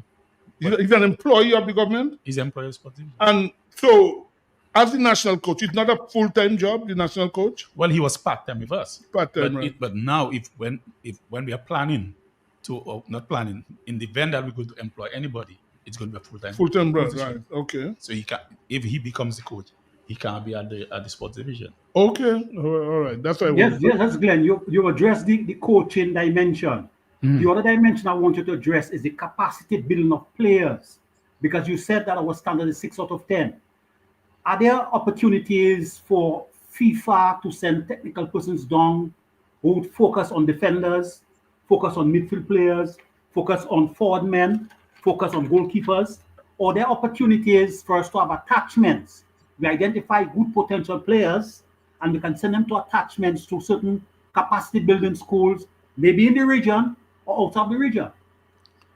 Well, that's going to be a difficult task. I mean, that's where the club comes in. The club is the one has to do this kind of work. I mean, we are there to support the club, and we continue to support them. And that's why we play competition. So persons have been seen by various clubs. And as we speak now, there's one guy he played with the Mao team that is going to Germany because Rio is challenger. And it's because the club in Germany saw him. So these are the opportunities for players when they play in competitions that they got to perform, and the scouts will definitely look at them and give them the opportunity. And when one player has been sold outside or go outside, and it becomes a brand, it becomes a name for us. So the onus is on the club when it comes to developing. Another thing that helps a lot, recently you see Dubla went to the Caribbean Cup. A lot of mention was made about them. So there's the opportunity for the club to showcase their talent. Well, you did a very good initiative some time ago with Mr. Hurd. Is that something that can be repeated for specific components of our footballers? Well, yeah, Mr. Hurd is going to be here for the next 2 years. And after that, after his 2 years, we are thinking of reapplying, trying to get this program reestablished again for another 2 years. So it's not something we want to give up on. And that's where FIFA have realized, and it's not just Dominica being with this talent program. They've realized for the smaller countries to compete with the bigger countries that we need that form of base. We need that talent-based development to be established. And that's where we lack, because we never had that kind of criteria or that development programs. So, but for us to compete, for us to stay within that threshold with other countries, we need to have the youngsters and them being scouted very early, because there's a number of young boys and girls with the talent. But how do you enhance the talent? How do you continue the talent? Right. And that's the important part. That's my loud thing here. Yeah, and the last part, Glenn, in terms of the officials, are we also considering systems and programs to enhance the competence of the officials? At this point in time, do we have a FIFA certified referee? Yeah, we have a FIFA certified AR. That is who is the FIFA certified referee right now? It's Clyde. He's from Trafalgar. Okay, all right. But what do we have programs in place to enhance? Because these are the three major components: the coaching, the actual players, and the officiating. Now, in terms of the officiating, do we have plans and programs as part of the strategic development plan to assist the officials in developing their skills? So well, yeah, we have we have a department which is a referees department and a referees committee. That's their responsibility to train the young officials. Like you said, and it's something I need to bring to them, that they need to look at maybe going to the schools, looking at younger persons to develop from a very early age. Because our numbers are small, and I told Mr. Lobla earlier, we have 20 person in training now, young person in training. So we're hoping that they stays in that training and then can do games. Yes. Sibo. Just no, Lan, let me was asking about officiating and programs. One of the things is that to sustain, to be on the FIFA list, Glenn was telling that there is the fitness test. The main thing, FIFA want officials to be in position. You have to be fit first and foremost. All right, and you have to do this. I don't know, Glenn, if you still have that every 3 months. You have to do a fitness test. Is that still on? Yeah, this test is still on. Not every 3 months, but yeah, this test is still on. Hold on, Lobby. We have a call. Hold on. We have a caller there. Hold on. Good evening. Hello. Yeah, good evening. Hello. Yes. Yes, we're hearing you. Hello. Are you hearing me? We are hearing you loud and clear. Glenn, how are you? I'm good. I'm fine. With all these changes I'm hearing there, people and whatnot, what is the objective? Is the objective to get one of these Caribbean islands in the World Cup final? Like either a Dominica team going up to the World Cup final, a St. Vincent team, or Jamaica team, or is that the objective, or what's the objective? Spending all this money on football and whatnot. Well, what is the real objective? Well, that's the objective for us, is to get ourselves I to mean, the World Cup. we have our Indian team representing the Eastern Caribbean. Would we ever have a Caribbean team on the World Cup scene, or individual islands playing? Is that the objective? What is the objective? Well, you won't have a Caribbean team playing in the World Cup because FIFA have gone past that. I mean, you have to be happy for FIFA to give countries opportunity rather than having a West Indies football team. We have the feedback. God, put off your radio. You get the feedback. Go on. You know, Yeah, so I like the idea of Dominica being represented themselves rather than the Caribbean team. And you have to. Could you imagine you have a Caribbean team? You might be struggling to get a Dominica player on it. You're right. Are you still there? No, it's gone. Glenn, some time ago, when you were here, you mentioned about expansion of the facility at Stock Farm. What is the latest with that in terms of development of the facility? Well, yes, we have gone one notch further. The tender document should be out by next week. Mhm. Yeah, we had a little setback with the designs, but we have gone much further. We had the people from FIFA here. So the tender documents in terms of who is going to bid for the job will be out. So what are you going to stands and some covered stands? It's going to be coverings, Right. seating, Mhm. 2 additional dressing room, Okay. media center, Mhm. and the whole works in terms of the upholstery, or you call it the seating downstairs.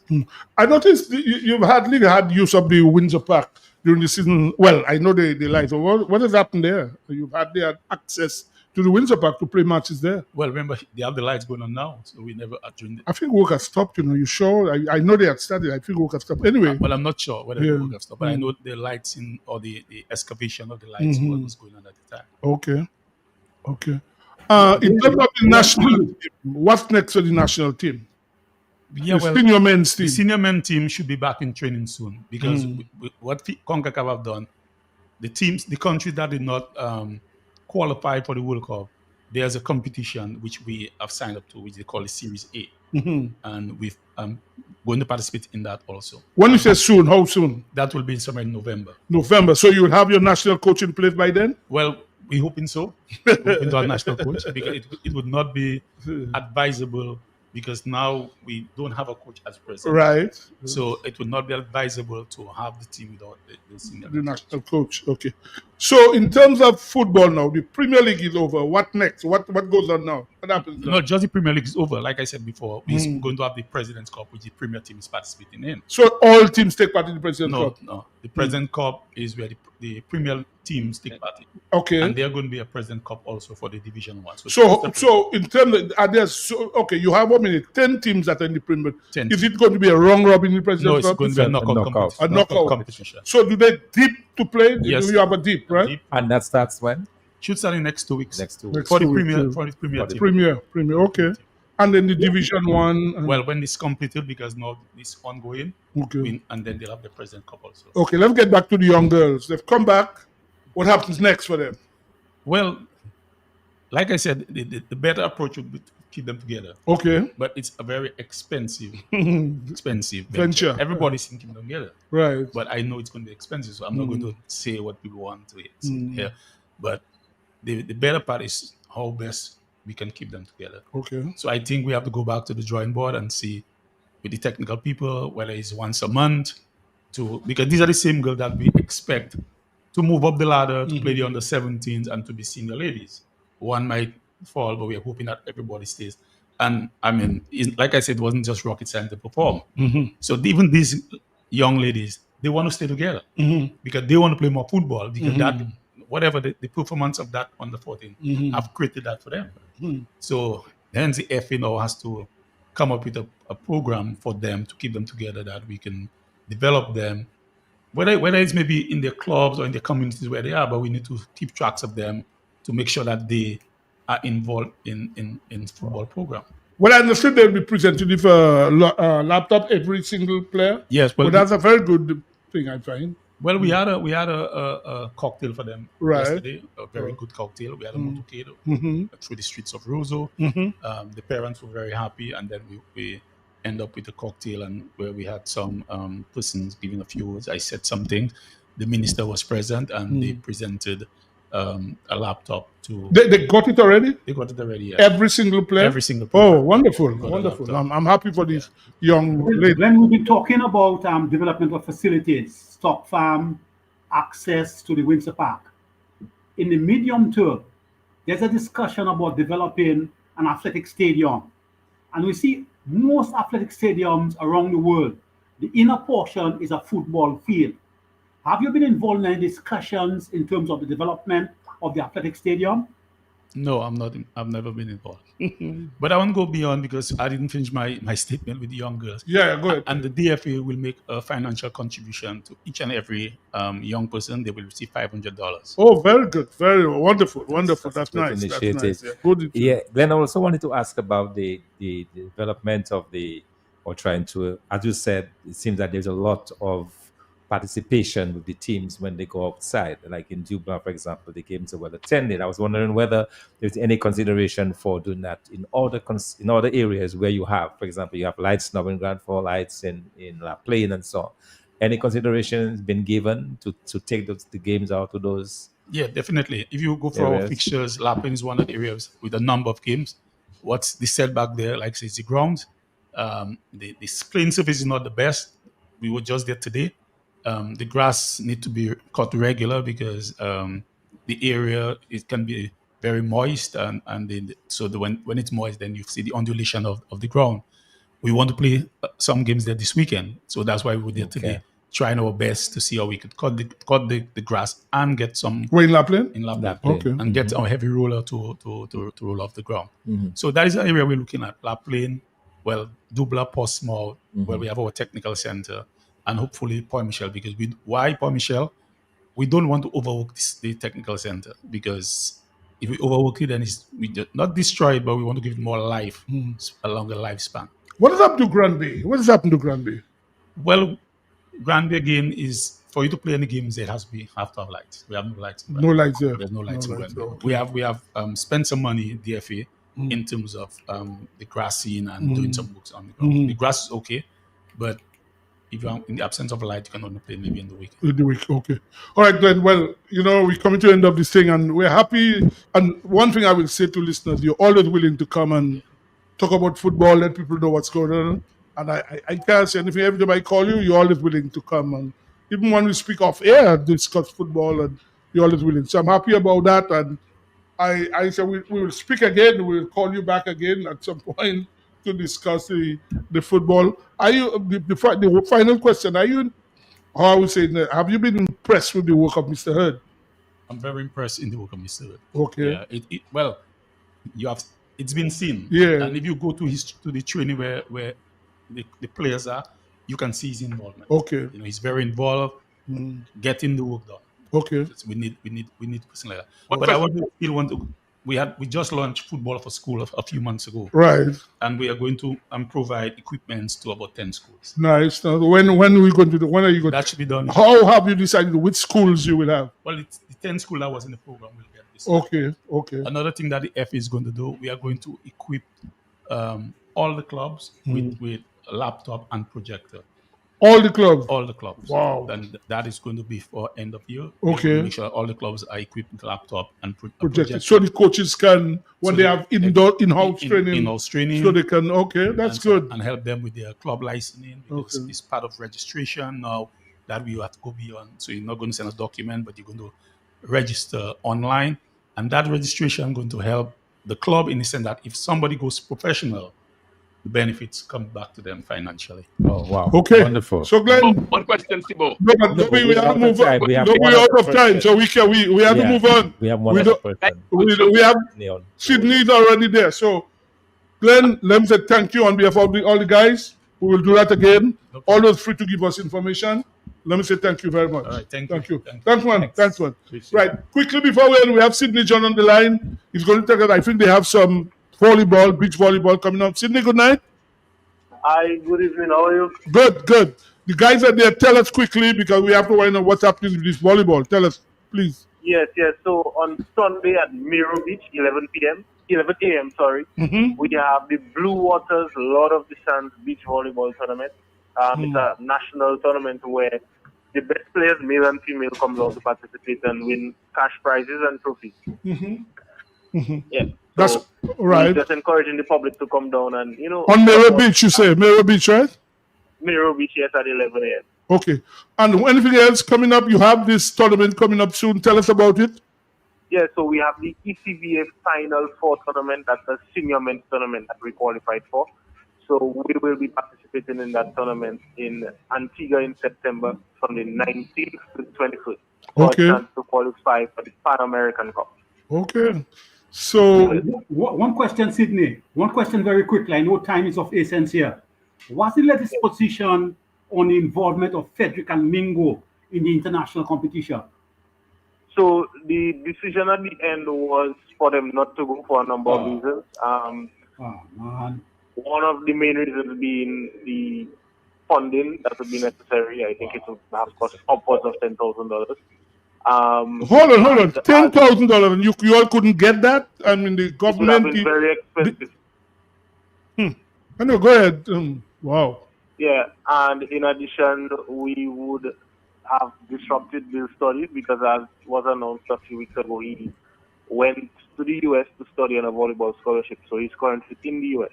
So they would not have been able to prepare, and to get him to travel at that time as well would have been very difficult. So in the end, we had to make the tough decision not to send them to the tournament.